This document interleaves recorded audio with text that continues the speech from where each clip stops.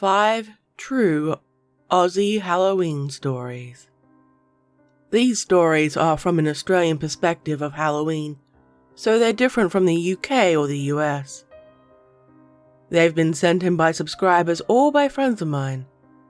If you would like to have a story featured in a future video, please consider emailing it to me or posting it on my subreddit page. I'm joined by my fellow Aussie Creepy Oz.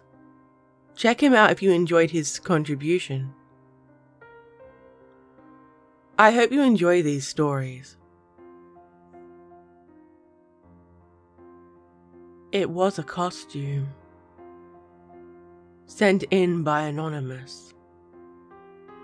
It was Halloween. My primary school decided to try out something different this time by having a Halloween party.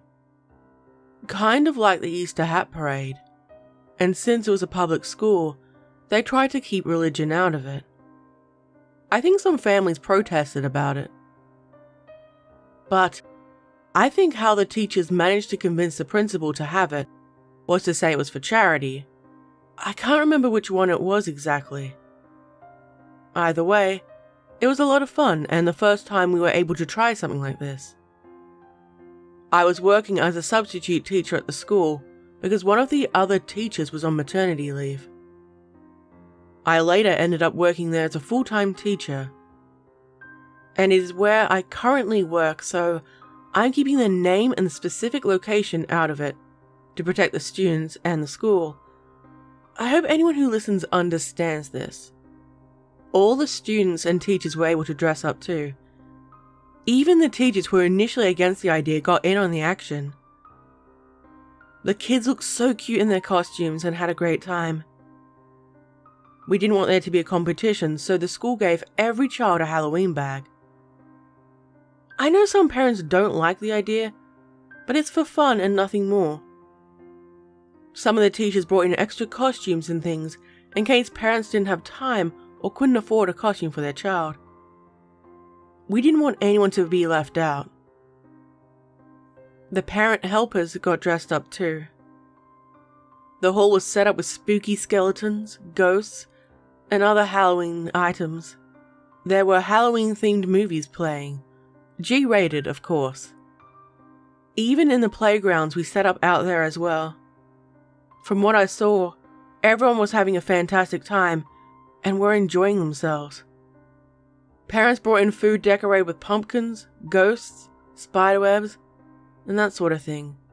Everything was Halloween themed, and it was absolutely delicious too.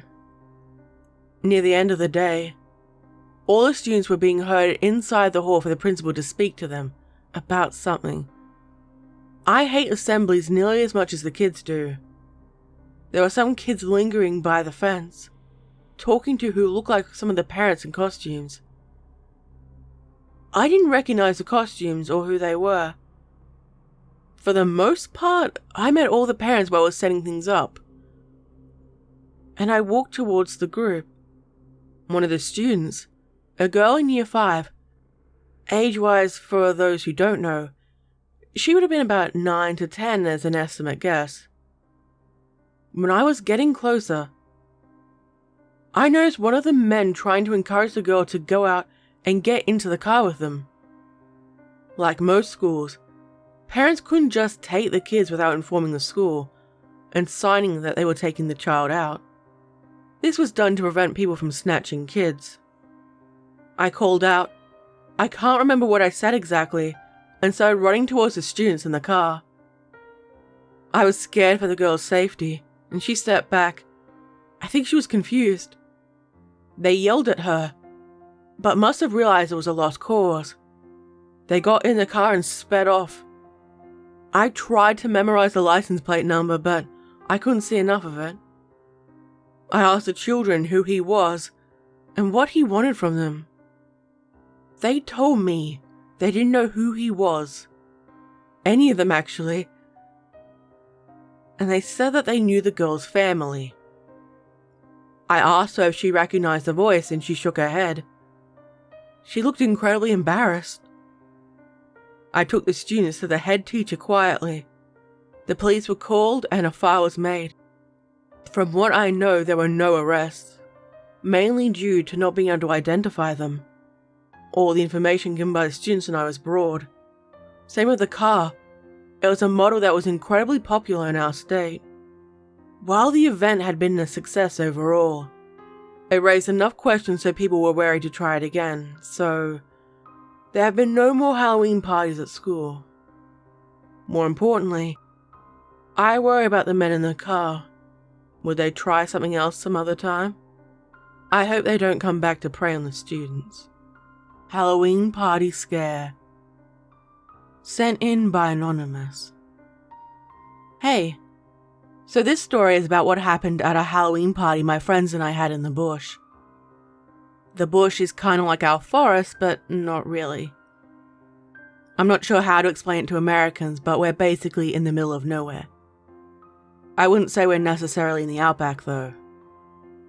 There's a country town nearby and it is known for being quiet, had good hospitality, and it wouldn't be too far if we needed to drop by in order to pick up some supplies. Things like food, drinks, and any extras we didn't manage to bring down, or had forgotten about. My friends and I booked an Airbnb, where we could all relax and let our hair down, without having to worry about any nosy neighbours or having to worry about any noise complaints. There were about 30 of us in total. As I said, it was quite a large home and it was so beautiful.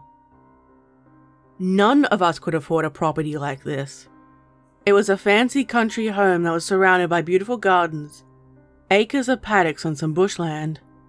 We were far away from other people and wouldn't have to worry about having people nearby. We spent a lot of time making it nice and spooky to fit in with the party theme. We put up fake cobwebs, creepy skeletons, fake pumpkins, horror movie memorabilia, and other Halloween items. The cheesier the better. There was a cauldron of punch, and everyone got to drink out of Halloween-themed goblets they could take home with them. Some people would say we went overboard, but to me, they just don't understand how to have fun. None of us were able to go trick-or-treating as kids, so this was our way to make up for it. All the food was themed around Halloween, and yes, there would be plenty of drinking at the party too. At the time, we were all professionals who had decent paying jobs, and this was before a majority of the group had children to care for. You could say it was our last big party before we settled down and finally became adults. We all dressed up. People spent a lot of money on costumes and everyone got really into it. Again, we weren't able to do this as kids. Halloween isn't much of a thing over here. As the night went on, we played games and everyone was having an amazing time. One of my friends went outside to get something out of her car and ran back in looking worried. We asked what was wrong and she showed us a note that had been left on her car.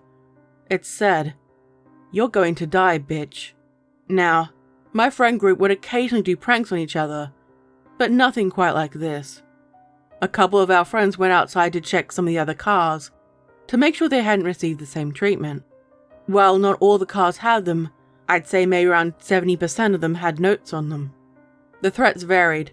I'm not comfortable sharing what was said here, but you can imagine the kind of lines they were going with. I thought it must have been some of the kids from some of the neighbouring farms, wanting to pull some jokes and pranks on some city slickers. Nothing but some harmless fun, so we laughed it off and figured kids would be kids. There was no damage done to the cars or anything serious to worry about. We turned on the outside lights to light up the place, and hoped that whenever people went out for a smoker or a smoke break, that would scare them off. No need to be worried about something that wasn't a big deal.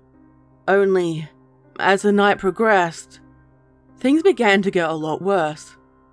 When people went outside, we saw someone had a tire that was cut, not damaged from a rock or wear and tear, but as though it had been slashed.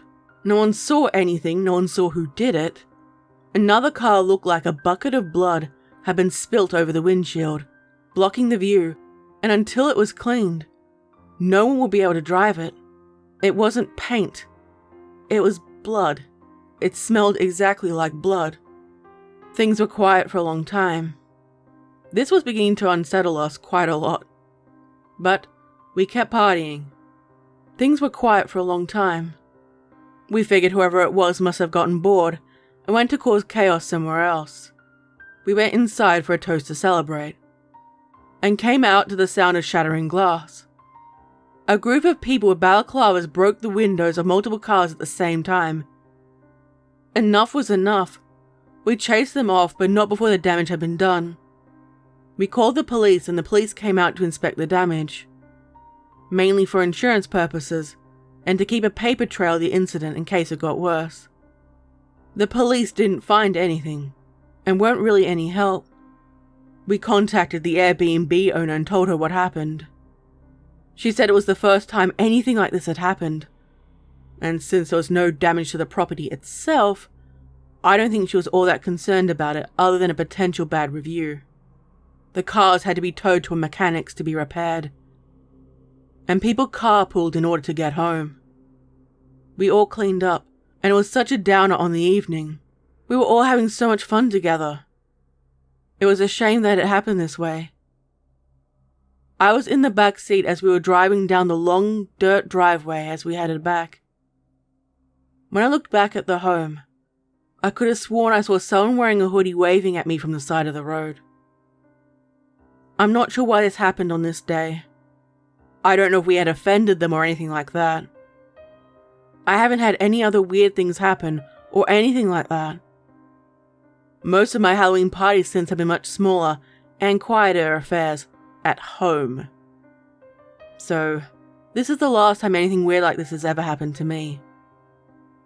I don't know whether it was connected to the Airbnb or to the small town or what. It seriously felt like a harmless prank at first. I don't know how far it would have gone, or where it would have escalated to. Trick or treat surprise. Hi. Okay, so I've been going trick-or-treating since I was a little kid. It is something I love doing and is one of my happiest childhood memories. I lived in one of the few suburbs in Australia that really got into Halloween and trick-or-treating. So I was really lucky to be able to go when I was young without being told people weren't interested. I still go, but technically I'm taking my younger siblings out, and I keep an eye on them to make sure they don't get into trouble. My parents don't like the idea of kids being constantly watched or overprotected, so they wanted us to grow up without needing constant supervision. That being said, they were a bit too young to wander by themselves. I was about 17 or 18 at the time when this happened. Anyway, about Halloween. I guess you could say I'm a big kid at heart. I took my two siblings, Jake, who is 8, and Nala, who is 6 out. I was also roped into taking Nala's best friend, Stacy, and Jake's best friend, Thomas. I didn't mind. I've known the kids since they were really young, and will give me some time with my girlfriend, Sarah. I didn't bother to dress up, but Sarah brought some fake fangs in order to be a vampire. She and I held hands and talked, while the kids would run in front, but we told them to always stay in view. They did. Mostly. There were plenty of other kids and families around walking around trying to get lollies. Most people were dressed up. We took them from house to house, their bags began to fill up, and every so often they would run back to show us what they got. We got dibs on some tasty lollies, and overall it was a nice night. No rain or anything that would ruin it. My parents told me not to keep them out too late, because they needed to make sure they were ready to go to bed.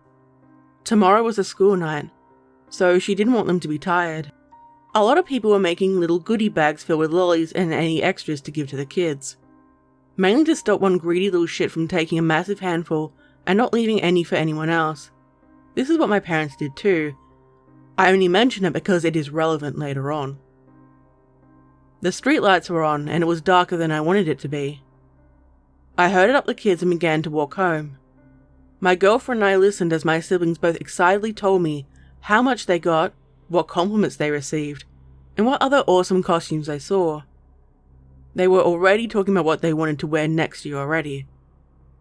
By this point, I already began to mentally drain out their conversation. But I have to admit, it was pretty cute. I dropped my girlfriend off and the other kids at their homes. I stayed for a bit to chat with her parents and walked my siblings home. Unfortunately for me, I stayed out too late, and I received a text message telling me to come home. My parents weren't happy with me and told me to bring them home now. I guess you could say I lost track of time. My younger siblings and I began to walk quickly back home. I jokingly said it was time for them to pay up and reached into their bags to take some out. The price of taking them out. I reached in and opened their bags to their half-assed whining. I pulled out one of their small goodie bags and opened it up, expecting to see something tasty. I was confused by what I saw. There were empty wrappers.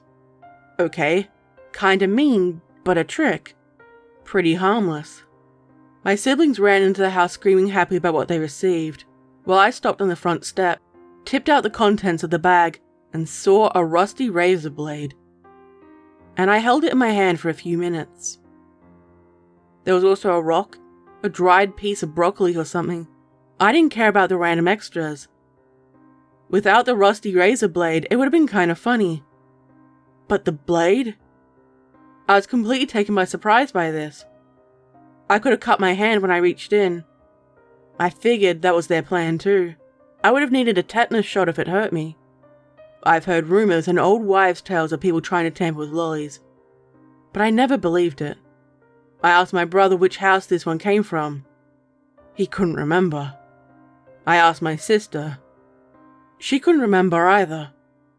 I told my mum about it and she called her friends to warn them. Soon it passed around the grapevine to check the bags. A few other kids had rusty razor blades in their goodie bags, along with other unwanted items. Fortunately, it wasn't anything more dangerous than that. None of the kids could remember what house they went to. There were so many, and keep in mind, these were all our neighbors and people we've known for a long time. No one could have expected this to happen. Our local suburb went from a place where kids felt safe to where parents ended up being more careful, even suspicious of each other. I heard about the rumors of razor blades and candy in the US, but I never thought it could happen in Australia. From what I know, it never happened again afterwards. So, it was a one-off incident, but the damage was done. My siblings grew out of trick-or-treating and didn't want to go anymore. I haven't heard of any tricks in the bags in the years that followed. I like to think it was just an edgy teenager who wanted to cause some issues. But you never know. I kinda worry sometimes it was some suburban Karen who finally lost it and wanted to lash out at kids. Who knows? Maybe she or whoever it was will start up again someday. He didn't give us a treat. Hey, so when I was a kid, I used to go trick-or-treating with my friends. I live in Australia, so keep in mind that Halloween is not as popular here as it is in the US. A lot of people tend to think it's an American tradition. It has begun to grow in popularity though, and more people take part in it every year. It is something that I'm going to take my kids to do, provided things go well and I live in a safe area. People also sometimes dress up at work, or there are Halloween parties. This was in the late 90s, so keep in mind that things were different back then. My friends and I were 15. None of us had really been trick-or-treating before. I had a younger brother who I took out trick-or-treating. Managed to get some of his lollies or candy for people in the US out of it as well. My friends and I dropped him off at home and told my parents that we were going to be out for a while longer. It was the weekend, so none of us had to be home, so we could sleep for school. There were 3 boys and 3 girls, along with myself, so 7 in total. A couple of people commented on our lack of effort, and they weren't wrong. We were also told that we were a little old to be trick-or-treating, and yeah, we were. As for our costumes, we didn't bother to dress up and we wore our usual street clothes. We were pretty lazy about it. All we wanted was some free lollies, and maybe we could get a can of drink or something.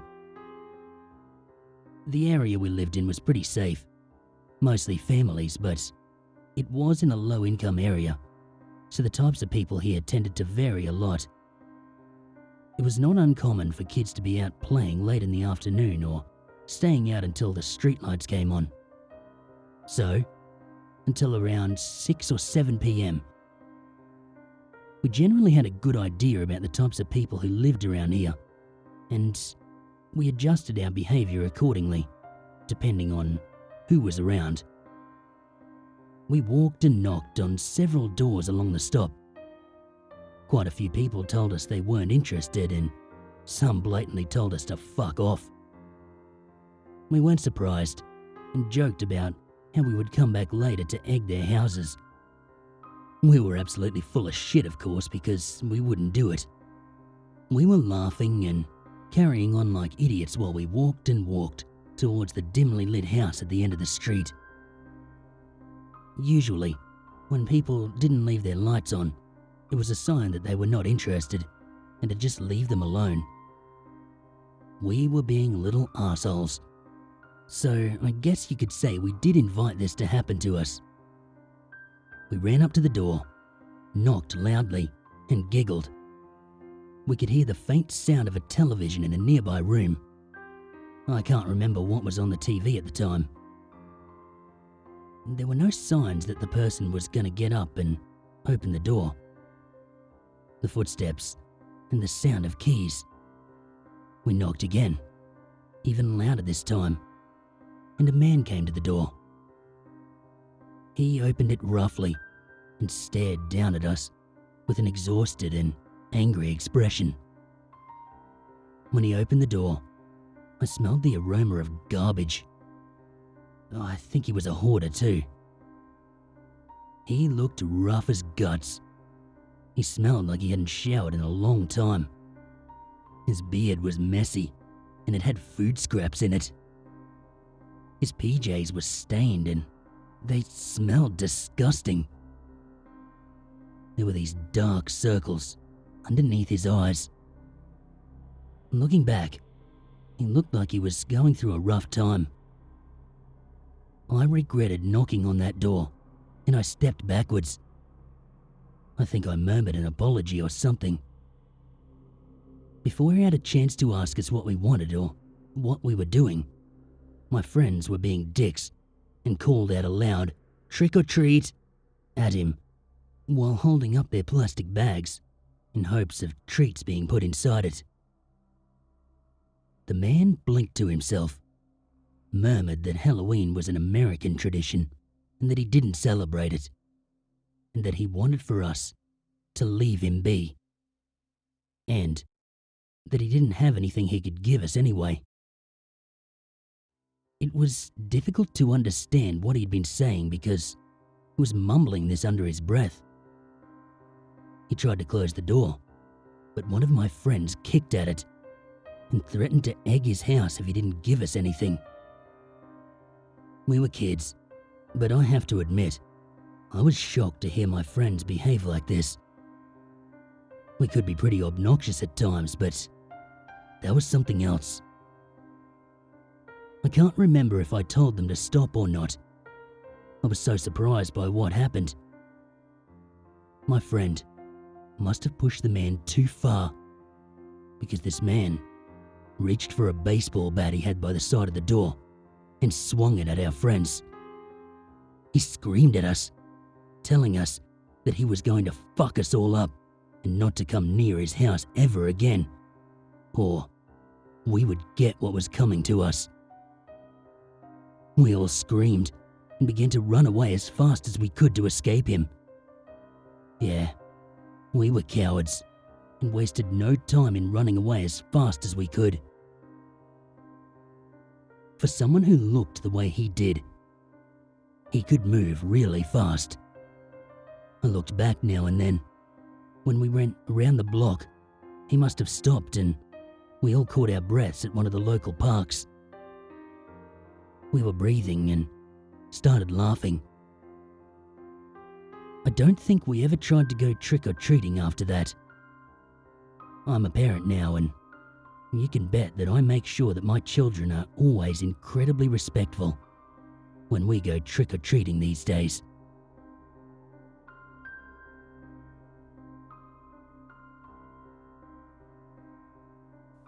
The Ghost Walked on Halloween. Sent in by Anonymous. Hey, so I guess it is time for me to share my story too.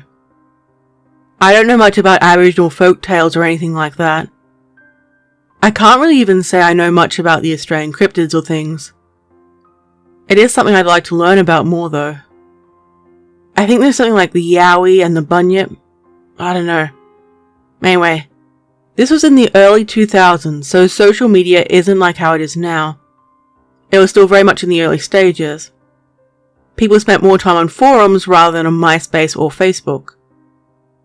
I like to browse and find interesting and free places to go. One post mentioned a small abandoned ghost town, where there had been sightings of ghosts and other strange things happening. At the time, I thought maybe people wanted to see ghosts so much they ended up seeing them. A small group of friends and I decided to go out into one of the country areas to celebrate Halloween. We were at the age where we couldn't all get into clubs, and we were too old to go trick-or-treating.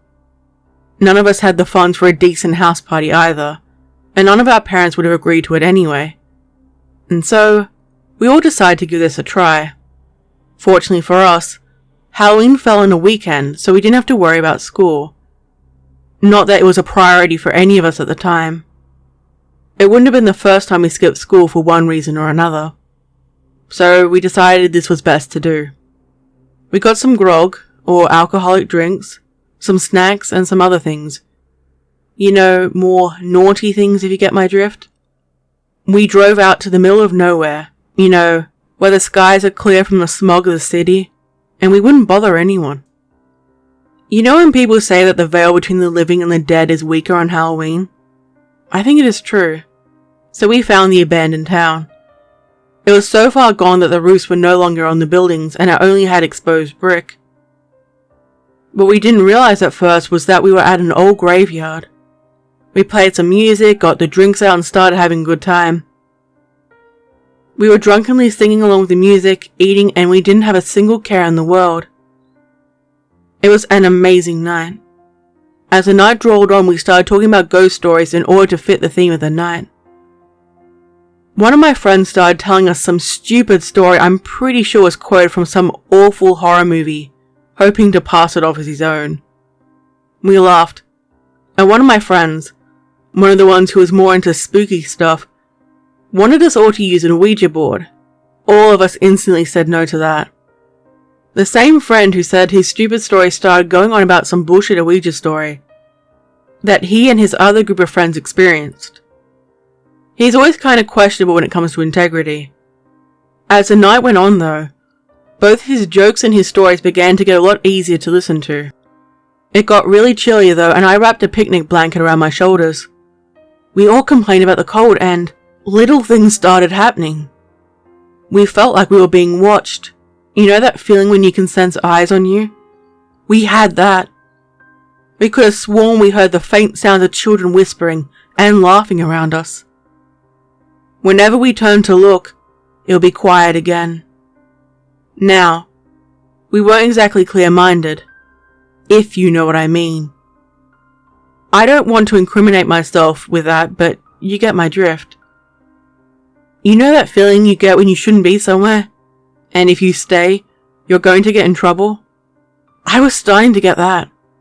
The radio started to get a lot of static, something that wouldn't have been an issue before. I wonder what the hell it could have been. You know how you never notice noise until everything goes quiet? All the crickets and other insects went dead quiet out of the blue. We all started talking about how it was best for us to sober up and leave. I had a mate tell me that when this happens, it is because there is a predator or something dangerous around. None of us wanted to fuck around and find out to see what it was. We started to pack up the car with all the stuff we brought with us and put out the fire, making sure it's completely out. We didn't want to be the cause of any bushfires. We all sat awkwardly in the car, while my mate who was driving was sobering up, drinking coffee and whatever. To be fair, I don't think he was under the limit yet, but we figured we'd try our luck anyway.